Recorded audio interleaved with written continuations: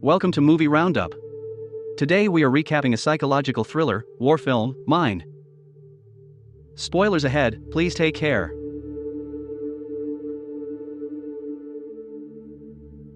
The movie begins with a hardened U.S. Marine, Mike, saying goodbye to a young woman at the airport and traveling in a helicopter to his next mission. In the next scene, Mike and his spotter, Tommy, are set up on a cliff overlooking a desert, waiting for their target to arrive. Tommy is a chatterbox by nature, while Mike has a more serious disposition. They notice multiple people on foot on one side and multiple armed vehicles on the other, approaching. Mike's target is a 65-year-old terrorist, Saeed Asif. As Tommy and the voice over the radio try to get Mike to make the hit, he realizes that the group has gathered for a wedding, and the target might be the groom's father.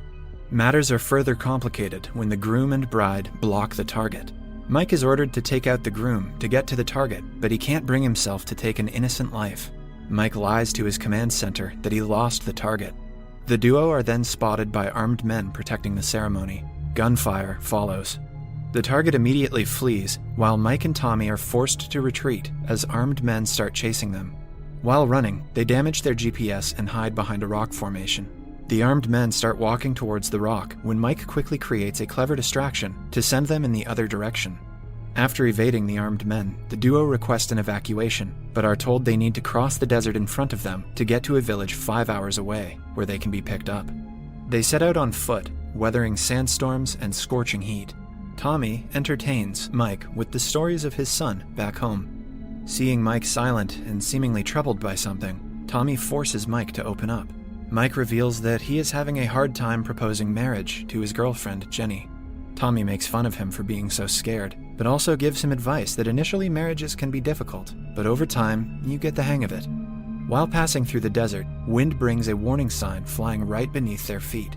Mike takes the sign seriously, recalling that 33 million landmines have been buried in the desert in the last 40 years. Tommy assures him it's just a Berber trick to keep enemies away. Mike is still proceeding cautiously, his mind preoccupied with the warning sign. Tommy walks backwards, carefree, a few yards in front of Mike, taking lighthearted digs at Mike for being an overthinker. Suddenly a click sound is heard, and an explosion follows. Tommy had stepped on a landmine. As he goes temporarily deaf, Mike takes a step towards Tommy and hears another click where his foot has just landed. He freezes in shock. The sand from the blast starts to clear out. Tommy has survived the explosion, but his legs below the knees have been amputated. Tommy screams and quivers in pain. Mike, unable to move himself, struggles to calm Tommy down. When nothing seems to work, Mike brings up Tommy's son, which gives him some motivation, and he's able to inject himself with the morphine that Marines carry in their front pocket. Tommy then tries to reach his radio, but the pain again takes over him. Seeing his partner in pain, Mike offers to take his foot off the landmine in order to help Tommy. Mike speculates that perhaps the landmine he stepped on is old and defunct. Tommy warns him not to, and in order to dissuade Mike, he pulls out his gun and aims it at his head. He tells Mike that he must survive no matter what, and shoots himself. Mike helplessly screams in grief. He is stuck in the desert all by himself, unable to move. He soon gets tired of standing and gets on one knee. Mike realizes he must somehow fetch the radio lying next to Tommy several yards away. He ties his shoelace to an axe to pull the radio bag towards himself. However, he learns that the radio's battery is dead and the spare is on Tommy's body. Mike is dejected, but thinks of another plan. He makes a makeshift arrangement to charge the radio using solar power. Mike is then able to contact his superiors. He requests immediate evacuation, but he is told that rescue choppers can't fly to his location because of frequent sandstorms. If it all goes well, a convoy will rescue him in about 52 hours. Mike gets frustrated by the response. The major then suggests Mike try digging a ditch and jumping in it, which would only result in a non-life-threatening limb loss. Mike decides to tough it out and wait for rescue, setting a countdown on his watch. Then, another massive sandstorm hits full force. He manages to wait it out without moving from his spot. Once it's over, the first thing he realizes is that the storm has brought Tommy's body, and therefore the spare battery, right next to him. Yet the radio has drifted too far from his reach. Hours pass by. Mike runs out of water and gets increasingly desperate, and at times wonders about shooting himself dead. He then notices a Berber coming towards him, walking in a zigzag. Mike tries to warn him about the landmine, but the Berber imitates his actions, seemingly making fun of him. Mike tries to explain his ordeal to the Berber man, but he insists that Mike must take the next step. He then takes Mike's water flask and disappears into the desert. Completely dehydrated and desperate, Mike proceeds to drink his piss when he notices a little Berber girl coming his way, bringing back his water flask. She hands it to Mike, and to his relief, it's full with water. Although the girl never speaks, using her toy soldiers, she too seemingly tells Mike that he has to step off the mine and move on. Mike tells her that he can't move and asks the little girl to fetch him his radio, but the girl doesn't understand. Desperate, Mike gets too loud, scaring the girl away. Soon, the night falls and the temperature starts to drop. Mike lights a fire to keep himself warm. He starts hearing noises of wild animals. He takes out his phone and looks at the pictures of his girlfriend to keep himself distracted. He finds a video from his girlfriend. In the video, Jenny tells Mike that she is waiting for him. Mike must win the war and come back to her as soon as possible. Mike begins to get emotional. He is afraid that he might never see his girlfriend again. Tired of everything happening to him, he starts to fall asleep, but he snaps out of it to find that the fire has died out. He finds himself surrounded by wild animals. He tries to scare them with his gun, but fails. The animals drag Tommy's body away. One animal starts to proceed towards him, but using his torchlight, Mike shoots the animal with his gun. The animal lands on a landmine, causing an explosion and scaring the other animals away. The morning arrives, and the same Berber man again drops by. He tells Mike that he is very lucky that he has survived thus far, even after stepping on a landmine and spending a night in the desert with wild animals. He once again suggests that Mike step forward, but Mike doesn't comply.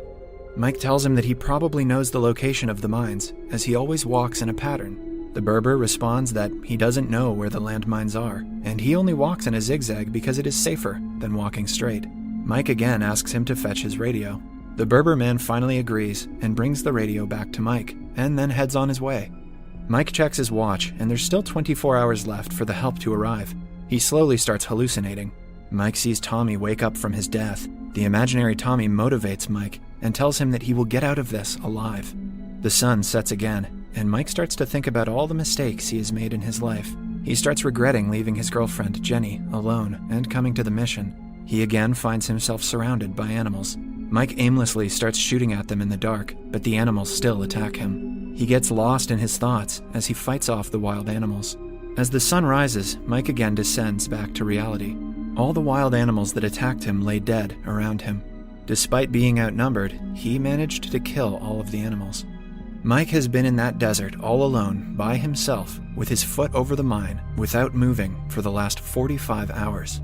He then receives a communication from his senior, who informs him that the rescue team is running late.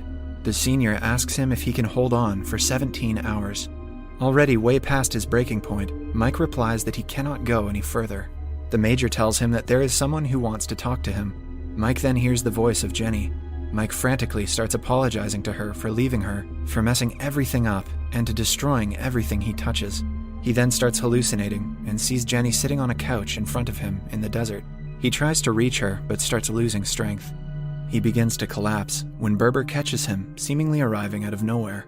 The man starts nursing Mike's wounds and tells him about the time when he too once stepped on a mine, which took off his leg. He tells Mike that losing his leg felt like he had lost everything in his life. However, the pain of losing his leg was all washed away when he met his wife and had a daughter. He says that whatever happens in our life, we must keep moving on. Mike tells the man that he indeed is lucky, as his daughter who brought him water is really beautiful and has her father's smile. The man tells Mike that he no longer has a daughter. She died in a mine explosion during one of their father-daughter excursions to dig out mines and replace them with tin cans.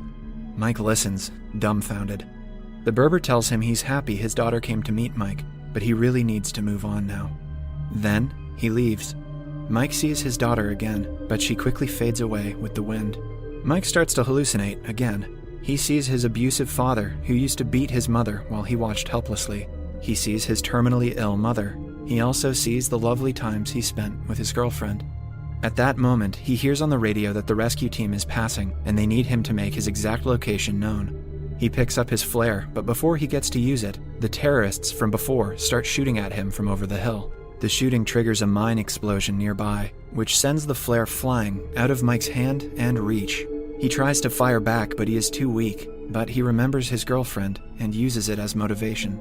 Mike then uses his gun to shoot at the ground and triggers mine explosions around him, which creates sand smoke, shielding him from the enemy. He then quickly grabs his sniper rifle and eliminates the terrorists. With the rescue team passing by, the flare is still out of reach. Mike remembers the Berber man's words that you have to keep moving on. He takes a leap of faith and takes a step forward. Nothing happens. There's no explosion.